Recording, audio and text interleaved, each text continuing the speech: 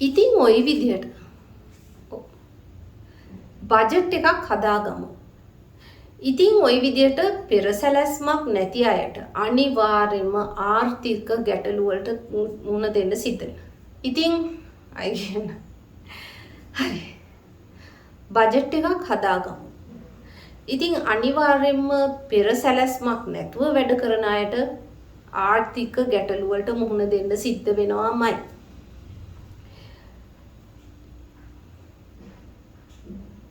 ඔව් හරි. ඉතින් අවුරුදු මාසය කියන්නේ ගොඩාක් දේවල් සිද්ධ වෙන මාසයක්. මේක හරිම කලබලකාරී කාලයක්. ඒ නිසාම කරන වියදම්මුත් අමතක වෙන එක හරිම සාධාරණයි. ඒක සාමාන්‍ය දෙයක්. ඒ නිසාම අපි මේක වළක්වා ගන්න ඕනේ. ඒ වෙනුවෙන් අපි වෙනම අවුරුද්දට සැලැස්මක් මුදල් ප්‍රතිපාදනය ඒ වෙනුවෙන් අපි වෙනම අවුරුද්දට මුදල් ප්‍රතිපාදනය කරන්න ඕනේ. අවුරුදු බජට් එකක් හදාගන්න ඕනේ. ඉතින් ඔයා කලින් මේ දේ කරලා නැත්තම් මේ සැරේ හරි කරලා බලන්න. මොකද මේක ඔයාගේ ජීවිතයට ලොකු වෙනසක් ඇති කරනවා.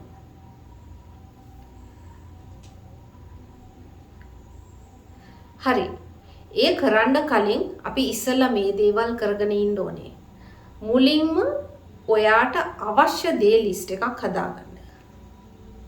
පොඩ්ඩක් ආයි කියන්න.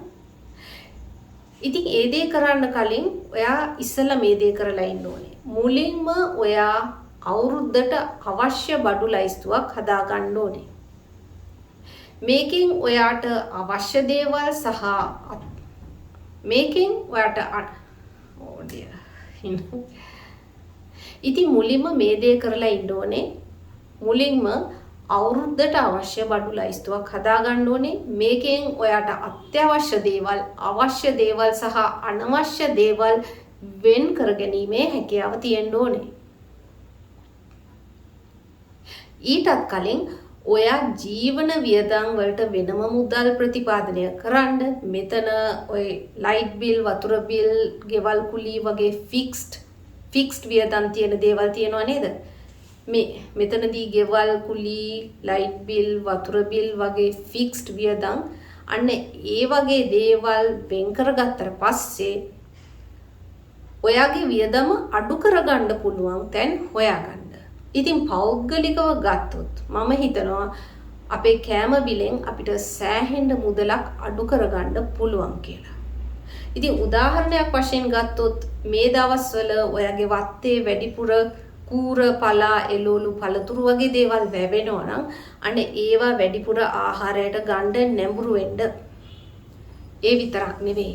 අවුරුදු කාලය කියන්නේ අපි වැඩිපුර පැණි රහ, තෙල් කෑම, සීනි කෑම, පිටි කෑම කන්න නැඹුරු වෙන කාලයක්. අන්න ඒ වෙලාවේදී ඔයාට ඔයාගේ සෞඛ්‍ය ගැනත් හිතන්න පුළුවන්. ඔයා කන බත් පිඟානෙන් අඩු කරන්න බලන්න. එහෙම වුණාම ඔයාගේ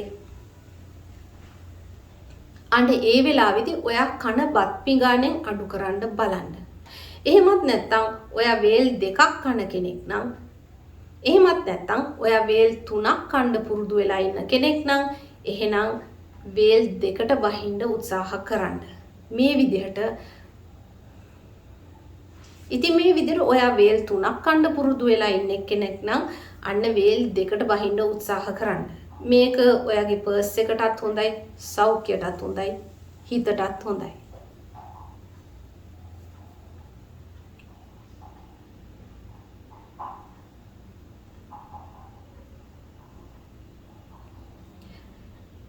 ඊගාව කාරණය තමයි ඉතින් මේ විදිහට හරි. දැන් මේ විදිහට ඔයාට ඊගාව කාරණය තමයි ඔයාට අතේ තියෙන මුදලට සීමා වෙන්න සිද්ධ වෙනවා. හරි. දැන් ඔයාට හරි. දැන් ඔයාට යම් කිසි ඔයාට දැන් යම් කිසි දල අදහසක් තියෙනවනේ. දැන් ඔයාට සිද්ධ වෙනවා අතේ තියෙන මුදලට පුළුවන් තරම් සීමා වෙන්න. හරි. මම දැන් ටිප් එකක් කියන්න. මම පොඩි ටිප් එකක් කියන්න. ඔයා මේ බජට් එකට සීමා වෙන එක කරදරයක්, ඔළුවේ කැක්කුමක් හරි. ඔයා මං ටිප් එකක් කියන්නම්. ඔයා මේ බජට් එකට සීමා වෙන එක කරදරයක් විදියට කරන්න ඕනේ නැහැ. ඔයාට පුළුවන් මේක සෙල්ලමක් විදියට කරන්න. ඔයාට මේක හැපි බජට් චැලෙන්ජ් එකක් විදියට කරන්න පුළුවන්. ඔයාට මේක ගෙදර අයත් කරන්න පුළුවන්. යාළුවෝ එක තරගෙට කරන්නත් පුළුවන්. ඔයාට මේක ගෙදර අයත් කරන්නත් පුළුවන්. ඔයාට පුළුවන් හැපි බජට් චැලෙන්ජ් එකක් කරන්න. මේක අභියෝගයක් විදියට සෙල්ලමක් විදියට කරන්න. ගෙදර අයත් කරන්නත් පුළුවන්. යාළුවෝ එක්ක තරගෙට කරන්නත් පුළුවන්. අන්තිමේදී මේ බජට් එකෙන් ඔයා කොයිතරම් දුරට සෑහීමකටපත් වුණාද කියලා ওই දෙගොල්ලන්ට කතා වෙන්න පුළුවන්, සංසන්දනය කරන්න පුළුවන්. එතනදී ඔයාට ගොඩාක් දේවල් ඉගෙන ගන්නත් පුළුවන්.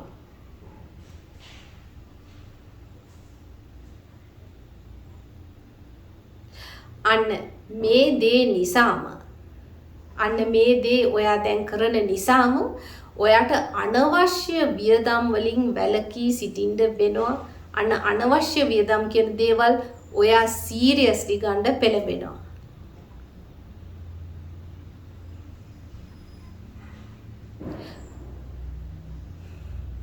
කොහොම වුණත් බජට් එකක් තියාගන්නවා කියන්නේ ලේසි වැඩක් නෙවෙයි. මේකට බජට් චැලෙන්ජ් කියලා මම කිව්වේ නිකන් නෙවෙයි. මේකට සාධාරණ හේතුවක් තියෙනවා. මේක කරන්න අමාරුයි. මේක ඇත්තටම අභියෝගයක්. මම මේක කෙටියෙන් කියන්නම් බලන්න. කොහොම වුණත් ওই බජට් එකක් හදාගෙන කොහොම වුණත් බජට් එකක් හදාගෙන ඒකටම සීමා වෙන එක ලේසි දෙයක් නෙවෙයි. මේක ඇත්තටම කරන්න අමාරුයි. මේක අභියෝගයක්.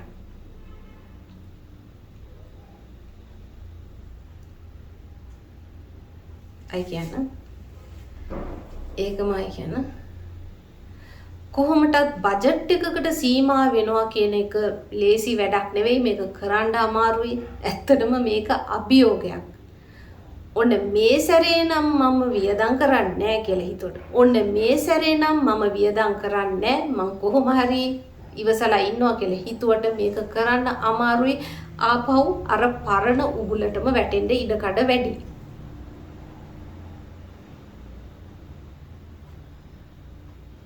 ඒ නිසා මේ සැරේ පොඩි වෙනසක් කරන්න.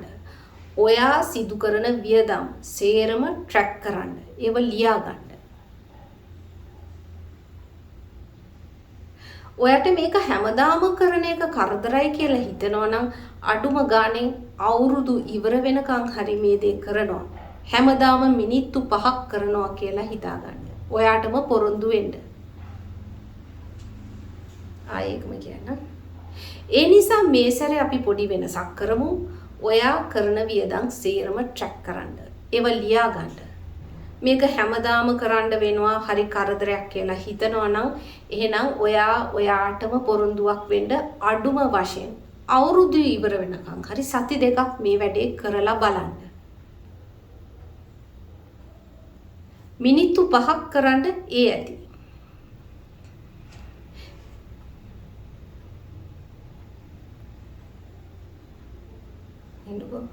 ආයි කරන්න. ඉතින් මේ සැරේ පොඩි වෙන. ඉතින් ඒ උගුලෙන් බේරෙන්න නම් මේ සැරේ ඔයා පොඩි වෙනසක් කරන්න. ඔයා කරන වියදම් සේරම ඔයා ට්‍රැක් කරන්න. ඒව ලියා ගන්න.